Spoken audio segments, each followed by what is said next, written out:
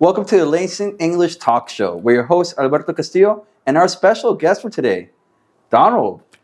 Donald, hi. Hi there. It's a pleasure to have you. It's great to be here. I'm a fan of the show. It's nice to see you. Thank you for actually coming on. Now, Donald, you've been teaching for a long time now, right? And you've obviously taught at Langston for more than 10 years now, is that correct? So how did you start teaching, if you mind me asking?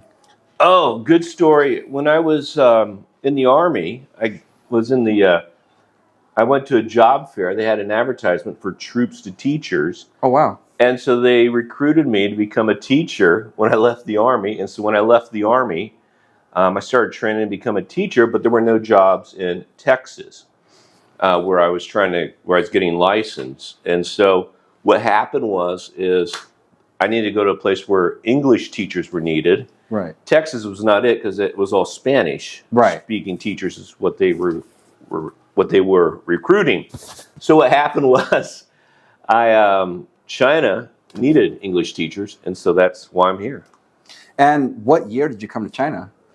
2013. 2013. 2013. My God, 11 years ago. So it's been a long time then. Very long, yes. What was Langston like when you first started in 2013? Wow. It was very different. It was a lot smaller. There was only me and one other English teacher, foreign teacher. And we weren't, I remember the school wasn't very profitable. Right. But we had a motivated staff, a new owner. The Zhao family came in April of 2014. And that dramatically changed everything, and we started getting really good, talented students that year in 2014. Oh, wow. So you saw it dramatically change as soon as the ownership changed as well. Exactly, yes. So what changes have you seen throughout the years in Langston since you've been here so far? We're a lot better about knowing our lane, right? People are a lot better about knowing what their role is in the school. It's very, we're much more specialized, right. Much more focused. We're much better at execution. We're much more efficient. Whereas before there was a lot of guesswork 10 years ago. Is this really the right thing? Is this really going to be effective?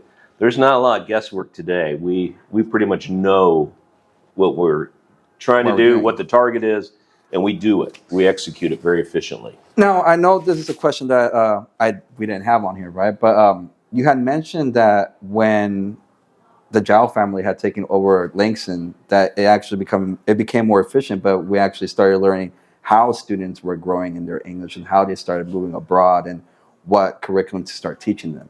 How did that work out? Oh, it was great because we kept recruiting new students who were super talented, right? And we had like a steady pipeline going from Cambridge to Langston, Oxford to Langston. It was a pipeline to all the best schools in the UK and many in the world, and it went right through here in those early years.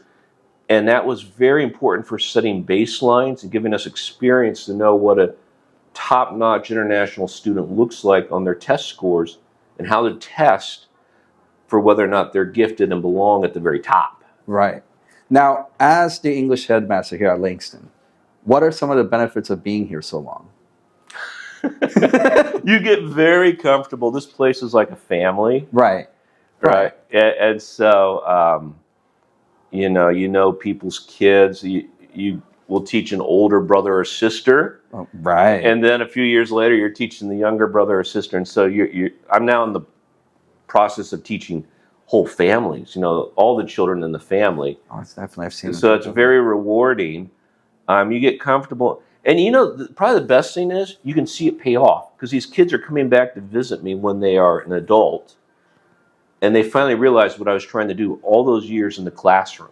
Of course. I mean, I have a lot of students that like your classes as well. And for example, Sunny, right? Sunny has come and visited you a couple of times already too. And now you're teaching Harry, which is That's right. So I've seen them do well in your class, right? Right. And so I can see what you're doing and how you're treating them and that they actually like you.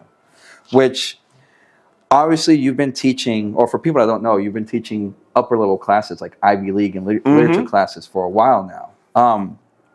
Why do you like teaching those classes so much? Oh, there's a couple of reasons. Probably the first one is I wrote the class. I wrote the curriculum. so there. There's our headmaster right here, guys. Yeah, I wrote it, so that's why I enjoy it so much. But also, I am a certified history teacher in the United States in public schools. Oh, wow. And so these literature courses will have stories about Thomas Jefferson, about the Civil War, Pocahontas. These are all things I studied to be a history teacher in Texas in the United States. And so this stuff fits in really well with my training in public education in the United States. Right, and you carry yourself really well too. Like whenever I have any questions to ask you, you are able to teach me as well. So I appreciate it. Yeah, and that's important. When I'm teaching the kids, I don't want to teach them what to think, but how to think. And that's very important. Agreed. Now, I heard from a couple people that you like to give. That's not a bad thing. I swear, it's not a bad thing, right? But you like to give life advices to a lot of your students in your classes, right? So I wanted to ask you the question, what life advice do you want to give your students now, or people that are listening at the moment or watching this? Okay. The big thing that every student knows who comes to my class is you're either green or you're red. You're either growing or you are dying. Oh, wow. Think about that now. Right. Right? There's a lot of times where we're alive, but we stop living. We're red. Right? Right. Right? Right. And we have to always be growing. We always have to be thinking of ways to grow, get better. For students, it's studying more, homework and getting better at math and English and Chinese. But maybe for us as adults, it's reading more business books, right? Learning how to be successful with what we're trying to execute in the workplace. But it doesn't matter what age you're at, if you're 8 years old or if you're 78, like my father, you need to always be looking for ways to get better. Always. You need to be green, not red. Can't stay stagnant at all. That's right. That's Not stay stagnant at all. I completely agree. Donald, that's amazing. Do you have anything else that you would like to say to any of our students or anybody in general? Or any questions that you have? Well, no, it's very important, guys, that once you do become an expert, once you do know what you're doing, it really doesn't matter because nobody cares about how much you know unless they know how much you care, right? And so people are not going to respond positively to you unless they know how much you care. That's what really matters in life.